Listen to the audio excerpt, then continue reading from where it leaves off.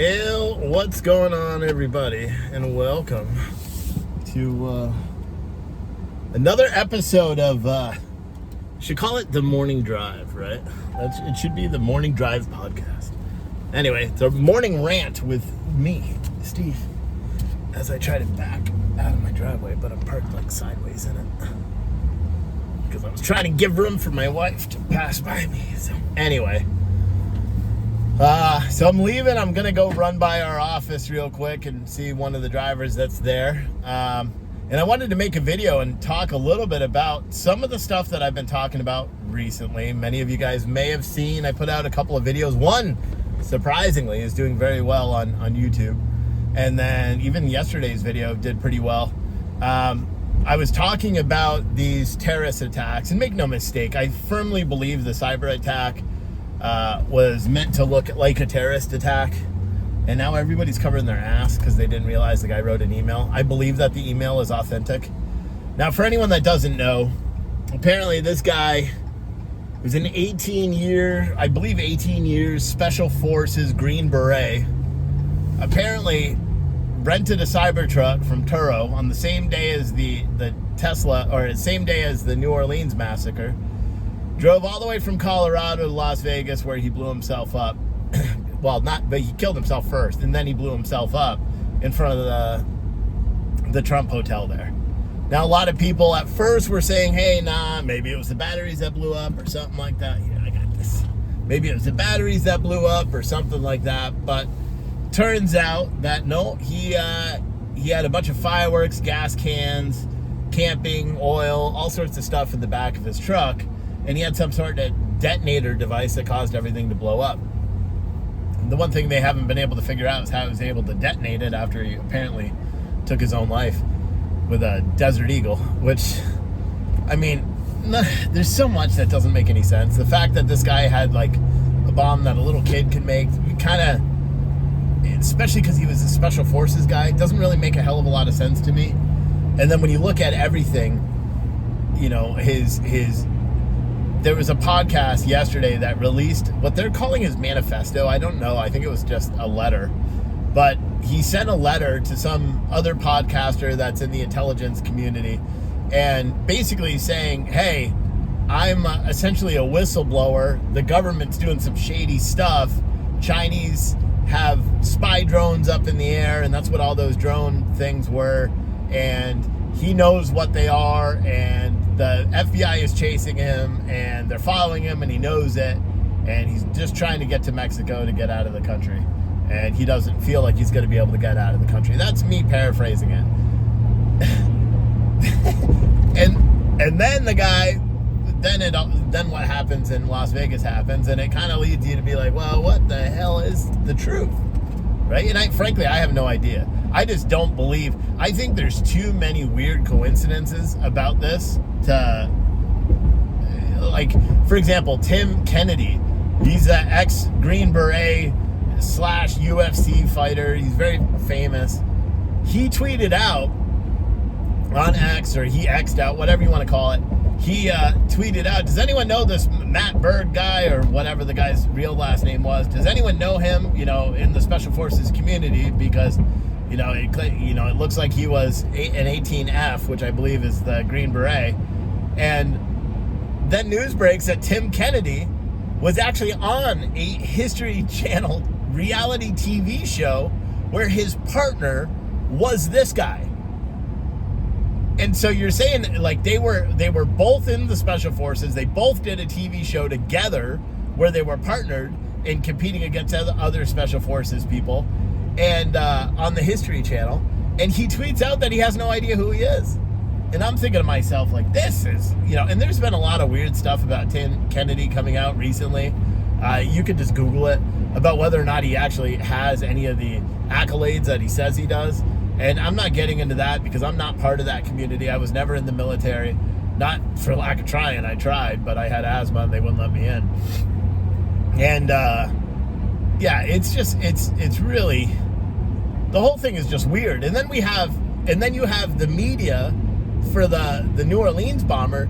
The media was permitted within 48 hours of him blowing him, you know, for him causing that massacre, the FBI apparently finished searching his house and allowed a media crew to go in there and document it while they still had bomb-making material out on a table. They had the Quran open up to, to some weird page. They had laptops left there, which doesn't make any damn sense. Like, you would think that if you're investigating what is linked to international terror, a terror attack on the United States, that you wouldn't open up the place and allow media to walk through.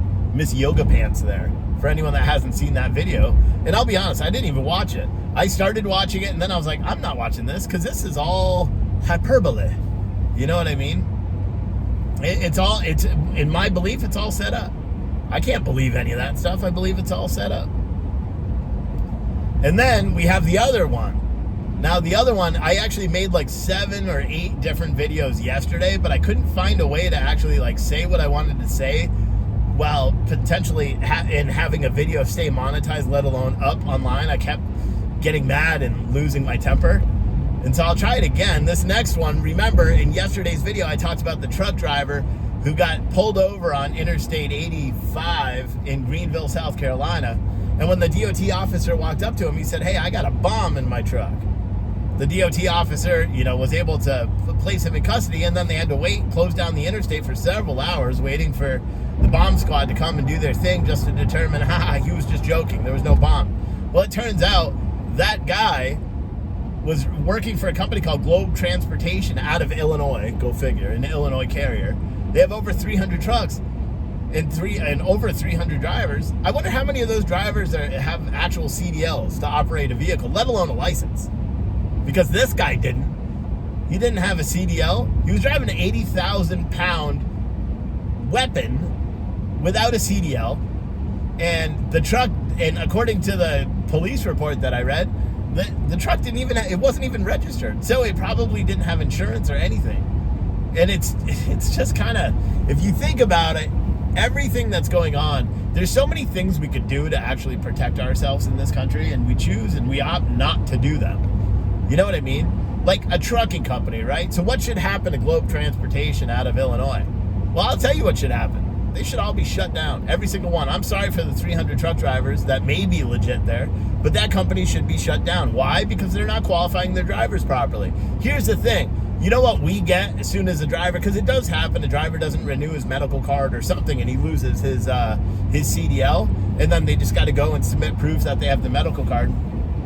It happens to everyone. But a good carrier gets a notification from their compliance department saying, hey, this driver's license is expiring in 30 days, or this driver's medical card is expiring, or the registration is expiring, or whatever the case. This one didn't even have a license plate on it, which is why the police officer pulled over the truck. And then it turns out, too, as soon as he was arrested, ICE immediately put a detainer on him because he was here illegally in the country as well. I don't know whether he came across illegally or any of that stuff. He probably was here on a work visa and didn't go back, because that happens a lot, especially in the trucking industry. And to me, I wonder how much the guy was getting paid from that trucking company. The Chicago carrier, Globe Transportation, is a pretty big company. I mean, 300 trucks is nothing to mess around with. All company trucks, too. It doesn't look like they have owner-operators. Granted, we saw that truck. The truck was kind of crap. But it just really makes you wonder, right? How many of the trucks that you see on the interstates, how many of their drivers, have a license? And I'm not just talking about a commercial driver's license. I'm talking about a license in general to drive any vehicle, because this guy didn't have any of them. And he was driving a tractor trailer on America's roadways. He didn't have a CDL. He didn't have anything. And to be honest, it's something that'll be in the news right now.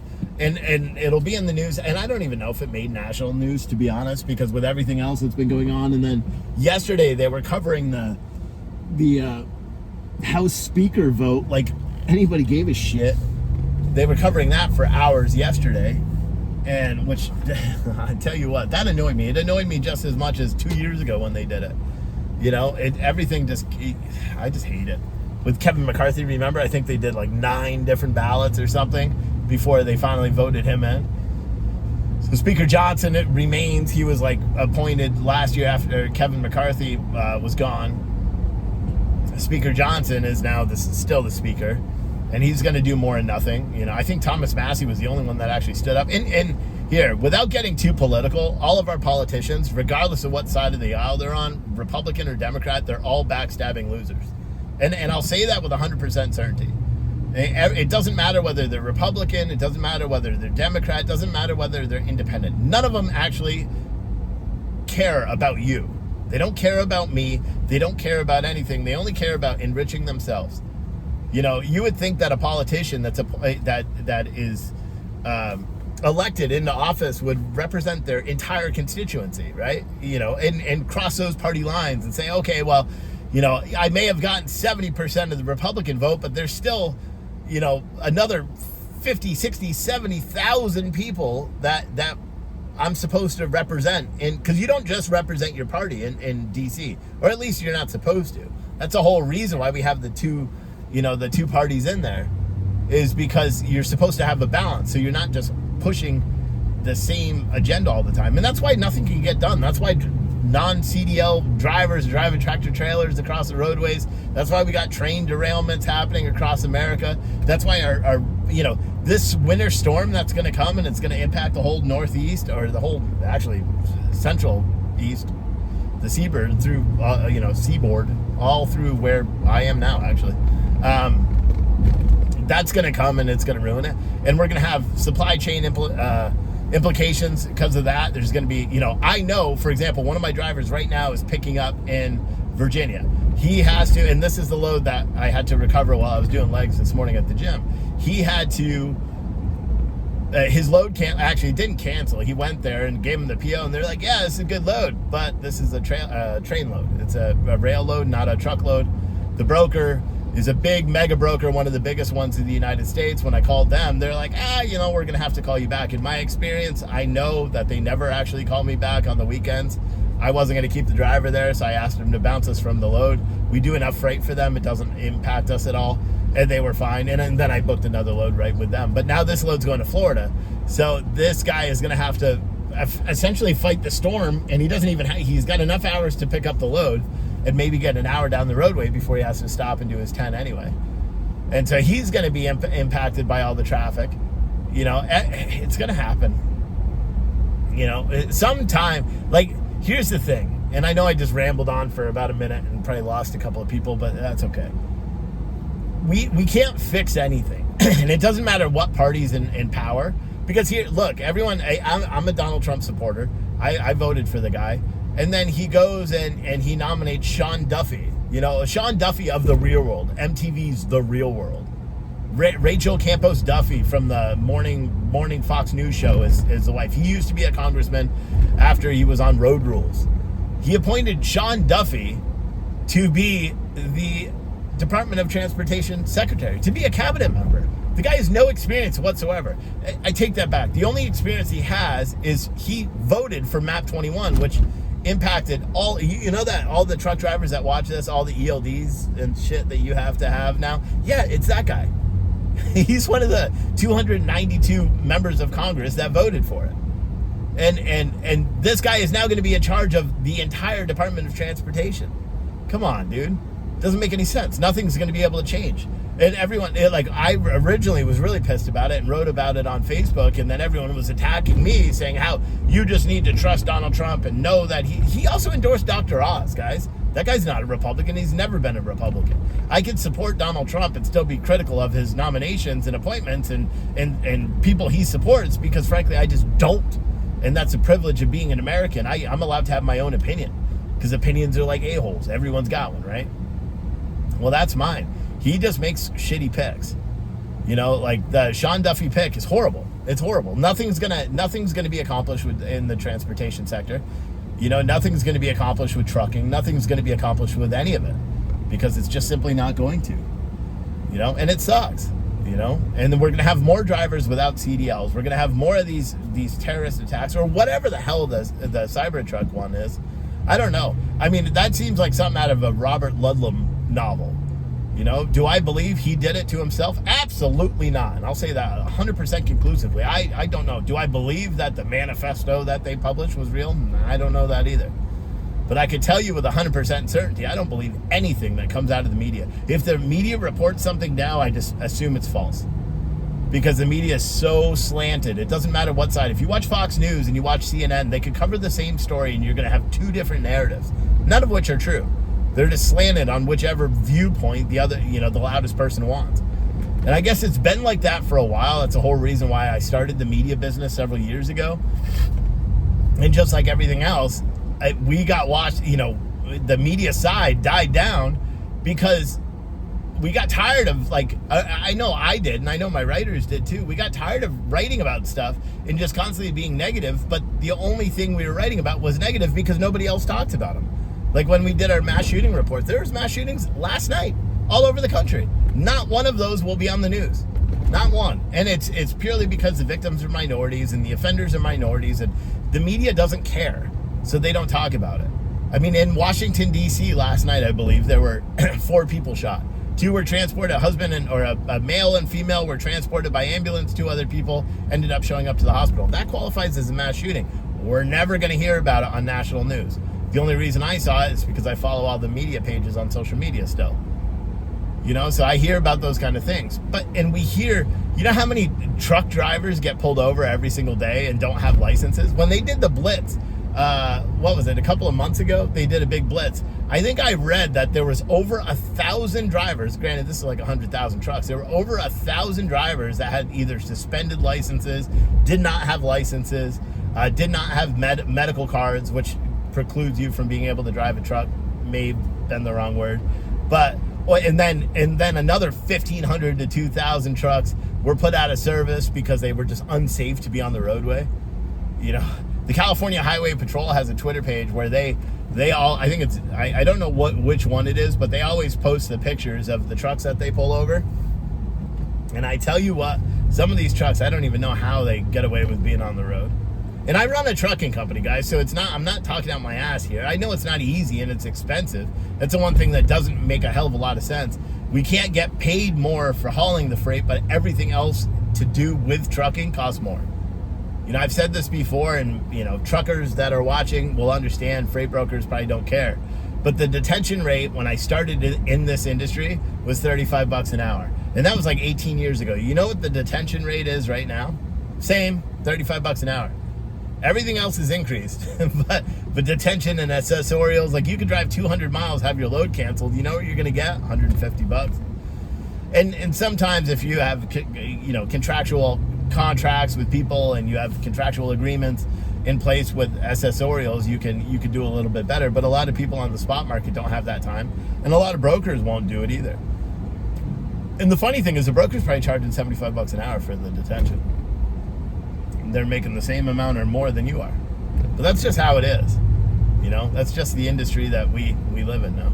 I don't know. It's funny. I enjoy making these little videos and just talking about random stuff, and I hope it's not, I don't watch them back anymore. I used to back in the day.